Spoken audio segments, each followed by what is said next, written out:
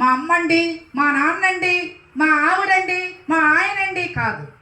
బ్రతికి ఉన్నప్పుడే మనం ఏం చేయాలి? ఎవరికి ఇవ్వాల్సిన గౌరవం వాళ్ళకి ఇవ్వాలి. ఎవరి విషయంలో మనం పాటించవలసిన ఆ నియమాలు పాటించాలి.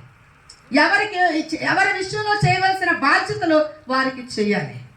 ఆ తర్వాత ఒకవేళ నువ్వు నెత్తి నోరు కొట్టుకున్నా, ఆ తర్వాత తెలిసి వచ్చినా కూడా దాని ద్వారా ఏ ప్రయోజనం కూడా లేదు. అందుకోసమే బైబిల్లో ఒక మాట రాయబడి ఉంది. ఇప్పుడు మనం ఆ మాట చదువుకుందాం. సామెతల గ్రంథం 26వ అధ్యాయంలో ఒక మాట ఉంది. 26 చదువుదాం ఒకసారి. 23వ అధ్యాయం 25వ వచనం చదవండి, సరిపోద్ది. చూసారు అందరూ, సామెతలు అంటే మనకు కష్టం ఏం కాదు, కీర్తనల పక్కనే ఉంటుంది.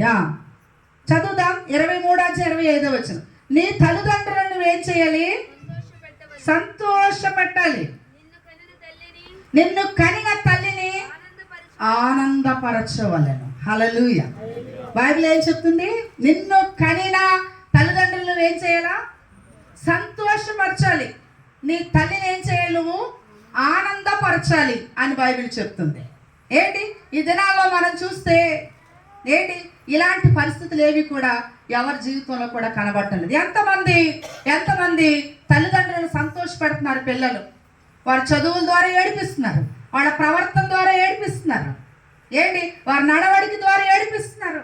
ఏ రకంగా చూసినా కూడా తల్లిదండ్రులను పిల్లలు ఏం చేస్తున్నారు? సంతోషపెట్టలేదు. అన్నిటికంటే ఎక్కువగా ఆడపిల్లలు మగపిల్లలు సమానంగా ఉన్నారు, కానీ మగ పిల్లలు మరీ ఎక్కువగా ఏం చేస్తున్నారండి? చాలా త్వరగా వాళ్ళకి 13 సంవత్సరాలు వచ్చిన దగ్గర నుంచి ఇంకా అస్సలు వాళ్ళకి ఇంకా ఏమనుకుంటారో ఏమో కానీ ఇంకా అక్కడి నుంచి అసలు వాళ్ళు ఎవరి మాట కూడా వినరు. ఎవరి మాట కూడా వాళ్ళు అసలు పట్టించుకోరు. ఇంకా అక్కడి నుంచి వాళ్ళ ఇష్టం వచ్చినట్లుగా, వాళ్ళకి నచ్చినట్లుగా వాళ్ళు బ్రతుకుతూ ఉంటారు. ఈ రాత్రి సమయంలో దేవుని వాక్యం ఎంత గొప్పదో చూడండి. కొంతమంది అంటారు, మా నాన్న మంచోడు కాదండి, మా అమ్మ చాలా పక్షపాత బుద్ధండి, మా అమ్మని చూస్తే మాకు అసలు నచ్చదండి అని కొంతమంది. నిజమేనండి, ఇవన్నీ నిజమే, కాబట్టి మేము వాళ్ళ విషయంలో ఏం చేయలేకపోతున్నాం అని చాలా మంది ఒకవేళ అలా మాట్లాడుతూ ఉండొచ్చు. కానీ ఈ రాత్రి వాక్యం చెప్తుంది, ఈరోజు భూమి మీద మనందరం కూడా వాళ్ళు ఎలాంటి వాళ్ళైనా వాళ్ళు గర్భాన్ని మోసారు కాబట్టి, వాళ్ళు కన్నారు కాబట్టి మనం అందరూ ఈ భూమి మీద ఉన్నామనే విషయాన్ని మనం జ్ఞాపకం చేసుకొని, ఒకవేళ వాళ్ళు అయితే అవ్వచ్చు అలాంటి వాళ్ళు, కానీ మనం నిలబడ్డాం ఈరోజు భూమి మీద అంటే, ఈరోజు మనం ఈ భూమి మీద బ్రతుకుతున్నామంటే వాళ్ళు మరి మనకి ఊహ తెలియనంత కాలం కూడా మనల్ని పెంచి పోషించారు, గర్భాన్ని ధరించారు కదా, మనల్ని కన్నారు కాబట్టి, మనకి పాలిచ్చారు కాబట్టి, మనకి ఊహ వచ్చినంత వరకు కూడా నిలబెట్టారు కాబట్టి ఖచ్చితంగా వారిని ఏం చేయాలి? ఖచ్చితంగా వారిని, నిన్ను కనిన నీ తల్లి నీ తండ్రిని ఏం చేయాలి? నువ్వు సంతోషపరచాలి. హల్లెలూయా. ఈ రోజులో చూస్తుంటే బంధాలు ఎక్కడ కూడా కనబడటం లేదు.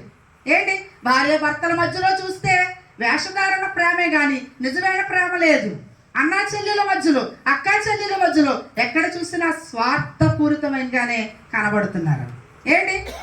ఎక్కడ ఏ హృదయంలో చూసినా, ఏ కుటుంబాల్లో చూసినా మనం ఎక్కడ వెతకండి అంతా కూడా స్వార్థమే మనకు కనబడుతుంది. ఒక్క ప్రభువులో మాత్రమే నిజమైన ప్రేమ కనబడుతుంది. నిస్వార్థమైన ప్రేమ ఎక్కడుంది? ఒక్క దేవునిలో, ప్రభువులో మాత్రమే ఆ ప్రేమ మనకు కనబడుతుంది.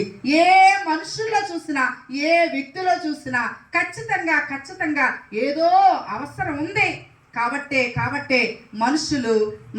మనిషి ప్రేమించుటకు స్వార్థం మూల కారణం.